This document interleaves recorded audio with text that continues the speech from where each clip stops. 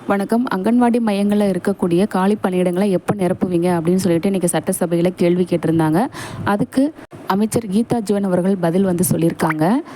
அதுக்கு முன்னாடி நம்ம சேனலில் இந்த வேலை வாய்ப்புக்கு எவ்வளோ ஆட்கள் தேர்வு செய்ய போகிறாங்க, எப்படி சேலரி கொடுப்பாங்க, யாரெல்லாம் செலக்ட் பண்ண போகிறாங்க, எப்படி அப்ளை பண்ணணும், இந்த மாதிரி நிறைய வீடியோஸ் போட்டிருக்கோம். டிஸ்கிரிப்ஷன் லிங்க் கொடுக்குறேன், செக் பண்ணி பாருங்கள்.